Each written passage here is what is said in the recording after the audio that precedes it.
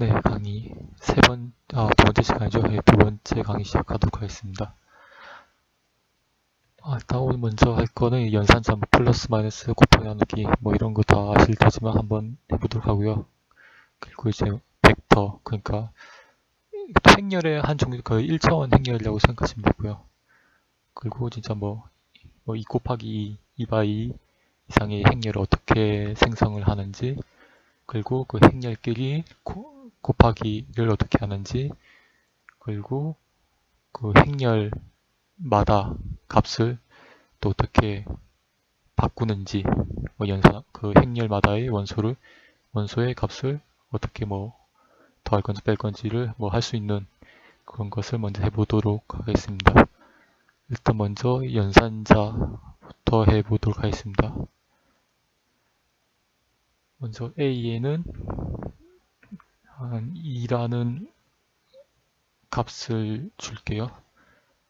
그럼 이제 B에는 A에다가 1을 더하고 싶다 하면 A 플러스 1을 하면 되겠죠. 이렇게. 그럼 B는 3. 당연한 거죠. A에는 2가 있는데 거기에다가 1을 더해버렸으니까 이제 B는 이제 3이 되게 됩니다. 그리고 이번에는 그 값 바꾸기 귀찮으니까 또 B에 계속 넣도록 하겠습니다. 이 명령창에서 그 방향키로 위에 버튼을 누르면 이제 제가 이때까지 쳤던 명령어들이 나오게 되거든요. 그래서 가장 최근에 썼던 B는 A 플러스 1부터 이렇게 역순으로 쫙 올라가게 됩니다. 그래서 저는 이제 B는 A 플러스 1 가지고 이제 한번 바꿔보도록 하겠습니다. 이거 B에다가 이제 A 마이너스 1 하게 되면 A는 지금 2였죠? 근데 이 마이너스 1을 하게 되니까 이제 B에는 이제 값이 덮어져가지고 1이라는 값이 이제 덮어지게 될 겁니다. 네, 이렇게 되고요. A 곱하기 1 하면 이제 B는 이제 2에다가 1 곱하니까 2가 되겠죠. 그 A 나누기 1 하면 2 나누기 1이니까 또 2죠. 네, 2가 되고요. 이제는 A 제곱근 있잖아요. 승, 2의 세제곱, 이런 걸 어떻게 하는지 한번 해보도록 하겠습니다. 마찬가지 이렇게 하고요. 2의 2의 제곱을 한번 해보도록 하겠습니다. 제곱을 할 때는 다른 자바 이런 데서는 별표 2개 이렇게 하면 제곱이 되는데, 이거 이 매틀랩에서는 Shift 6에 보면 꺽 표시 있죠? 이거 웃는 표시. 이거에다가 원하는 그 수, 그러니까 전 2의 2제곱 하고 있으니까 2의 2제곱을 하고 싶으니까 여기 2를 넣게 되면 4, 3을 하면 8 나오겠죠? 예, 8. 이런 식으로 계산을 할 수가 있습니다. 이거 같은 경우에는 다른 언어에서 엑셀도 이렇게 쓰던가요? 기억이 안 나는데, 어쨌든 매틀랩에서는 제곱을 이 표시로 적습니다. 그리고 해야 될 게 이제 벡터랑 행렬 생성 방법. 벡터란 건 그냥 1행 몇 열 짜리를 이제 벡터라고 하거든요. 1차원 행렬이라고 봐도 무방하고요. 그럼 이번에는 이번 C라는 값에 넣어보도록 하겠습니다. C에는 이제 여러 가지의 값을 동시에 넣으려고 할 때는 이제 대괄호를 기본적으로 쳐주고요. 이건 좀 사람 스타일마다 다른데 대부분은 이제 헷갈리니까 대괄호를 미리 열고 닫고를 한 다음에 그 안에서 진행을 하게 됩니다.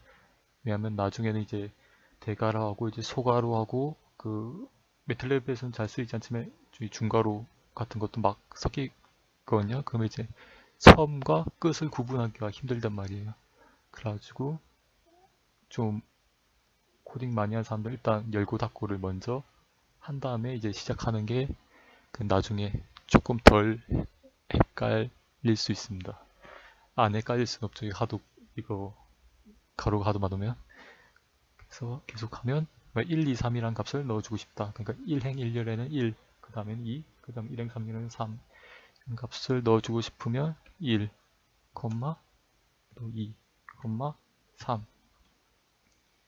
이렇게 해주면 이제는 1, 2, 3 이란 값이 저장되게 되고요. 다시 이거 더블클릭해서 열어보시면 1, 2, 3 이란 값이 이 표 안에 지금 저장되어 있는 것을 볼 수가 있습니다.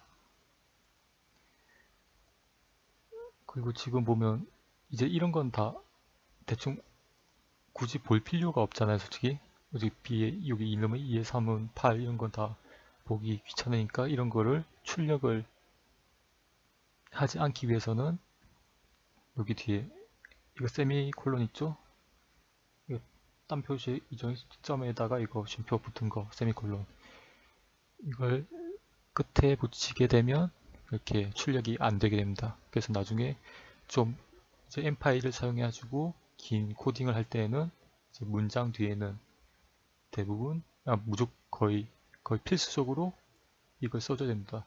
물론 안 써줘도 상관은 없는데 그렇게 되면 이 화면이 다 표출이 되게 되죠. 표출이 되겠죠. 그 계산하는 모든 뭐 시기라든지 그리고 막 변수가 왔다 갔다 하는 게 그 되면 이제 컴퓨터가 이제 느려져요, 계산이.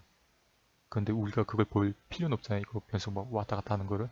그래서 이제 좀 어느 정도 이제 시기 좀 길어지면 이거 무조건 이렇게 적어주는 게 좋다고 볼 수 있습니다. 무조건 값을 확인하기 위해서는 뭐 이렇게 뭐 제거해서 이 값에 어떻게 값이 잘 들어가는지 확인하기 위해서는 뭐 하나 뭐 지워줄 수도 있는데 웬만해서는 그냥 이렇게 출력 값을 표시하지 않는 게 이제 컴퓨터한테 좋습니다.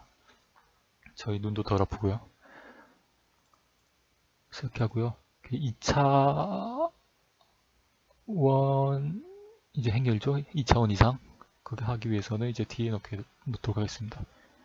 그 변수명 같은 경우에도 지금 저는 지금 귀찮아가지고 뭐 ABCD 이러고 있긴 한데 이제 변수명에도 웬만해서는 그 의미를 부여해주는 게 좋아요. 그러니까 원래라면 뭐 변수라고 하는 변수 그 밸류가 불러이죠, 영어로. 그러니까 뭐 v1 뭐 var1 뭐 이런 식으로 이제 지정을 해주는 게 좋아요. 이렇게 나중에 또 코딩이 길어지다 보면 이게 이 값이 뭔지 이 값이 뭐 저 같은 경우 지금 해양할 거니까 A에 지금 염분을 넣은지 B가 염분인지 나중에 헷갈린단 말이에요. 그러니까 여기에 뭔가 좀 의미를 부여해줘서 넣는 게 좋습니다. 그래서요. 지금 이어서 어쨌든 뒤에 2차원 행렬을 넣어보도록 하겠습니다. 그럼 1, 2, 3, 4 한번 넣어보도록 하겠습니다. 그러면 다시 열어가지고 열고 닫고 1, 1고 그 심표 같은 경우에는 이 생략해도 되거든요. 근데 이렇게 보기 좋도록 이 심표는 넣어주는 게 좋고요. 이렇게 해도 뭐 값은 들어갑니다. 어쨌든 1,2를 한 다음에 그때 3,4는 이제 밑에 줄에 넣어야 되잖아요. 그럴 여기 이 표시 이거 다시 세미콜론 이 표시 위에서 적었던 거 이거를 적고 또 3, 콤마 띄우고 또 4 콜론. 그러니까 이 띄어쓰기도 먼저 이 값을 보여드리면 지우고 한번 엔터 쳐볼게요. 일단 보기 편하게 1, 2, 3, 4 이렇게 값이 저장이 되고요. 그리고 위에 있는 띄어쓰기 같은 거는 심표가 이 자리에 지금 심표가 있으니까 띄어쓰기는 안 해도 되거든요. 이런 식으로 값은 똑같이 저장이 되는 거고 근데 이것도 사용자가 보기 편하도록 얘도 이거 코딩하는 사람의 스타일이긴 한데 붙어있으면 눈 아프잖아요. 이 콤마가 막 진짜 뭐지? 환율 동계산할 때 세 자릿수에 콤마 적잖아요. 그렇게 보이기도 하고 이러니까 웬만해서는 그냥 띄워주는 게 눈의 건강에 좋습니다. 예, 이렇게 해서 이제 행렬 넣을 수가 있고요. 그 다음에 이제 행렬 연산. 행렬 연산을 하기 위해서는 그러니까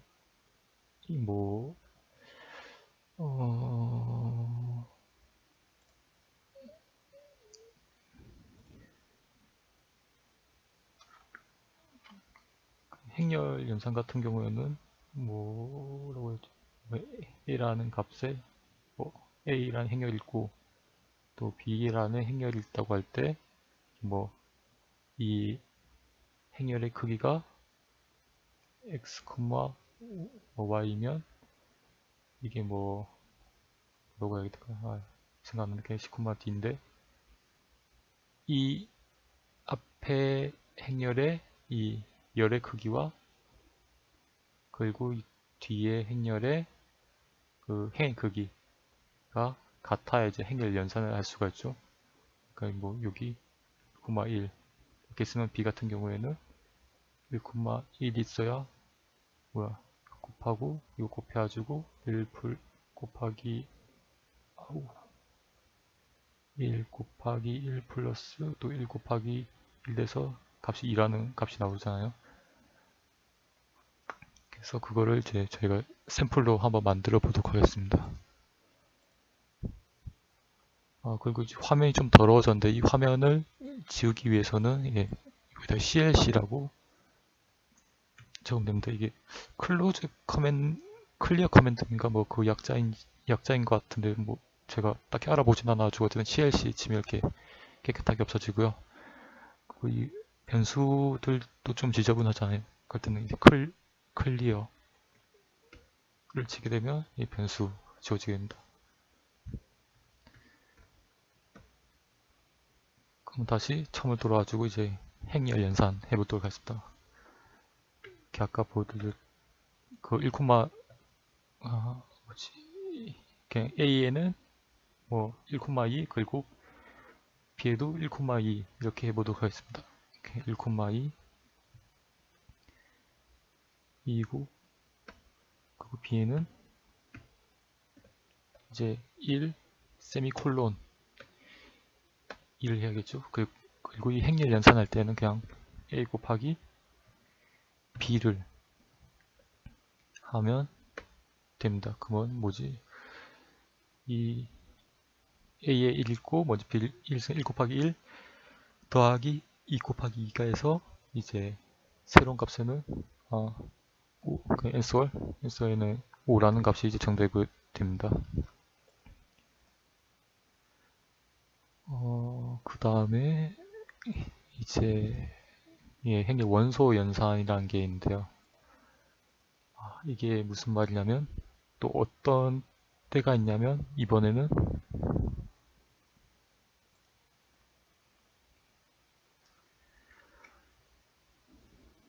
이제 A가 만약에 11119 B가 이렇게 있다고 할 때 이거 각각을 곱하거나 이 행렬 같은 자리의 수를 곱하거나 더하거나 나누거나 빼거나 하고 싶을 때 어떻게 하는지를 보여드리도록 하겠습니다. 그러려면 일단 행렬 이 A와 B라는 행렬의 크기가 같아야겠죠. 얘 같은 경우에는 지금 2 곱하기 2고 얘도 2 곱하기 2잖아요. 이 행렬을 먼저 일치시켜 줘야 됩니다. 다시 이번에 또 이렇게 또 덮어쓸게요. A에 또 1, 1, 1, 1 네, 됐고요. 이제 B는 2, 2, 2, 2 네. 그러면 A는 이렇게 되고 B는 2로 채워진 2 곱하기 2 행렬이 만들어지게 됩니다. 그래서 이것을 각각 이렇게 더하게 되면 되는 거죠. A 마이너스 또 2 B 이런 식으로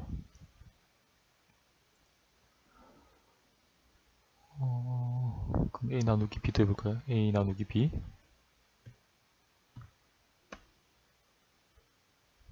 를 하게 되면 이번에 행렬 나눗셈이 되게 됩니다. 근데 저희가 원하는 값은 11119, b는 222였는데 지금 얘 같은 경우는 행렬 나눗셈이 제가 어떤 건지 지금 공식을 몰라가지고 모르겠지만 행렬 나눗셈을 해버렸습니다. 그 a 곱하기 또 b 같은 경우에는 좀 저희가 원하는 값은 지금 1 곱하기 11119, 2니까 이 행렬의 원소 길이의 연산은 222라는 결과를 얻고 싶은데 지금 얘는 지금 행렬 연산을 해가지고 4444가 돼버렸단 말이에요. 이 값을 저희가 원하는 값으로 그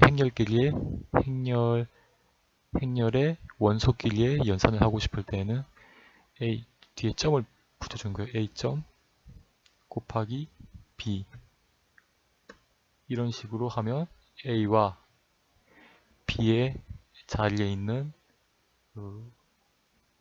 같은 자리에 있는 원소 길이의 이제 곱셈을 하게 됩니다. 그럼 아까 나눗셈도 이상이 됐었는데 이번에 이렇게 하면 이제 저희가 원하는 0.5로 이루어진 2x2 행렬을 이제 얻을 수가 있는 거죠. 그럼 일단 오늘은 여기까지 하도록 하겠습니다.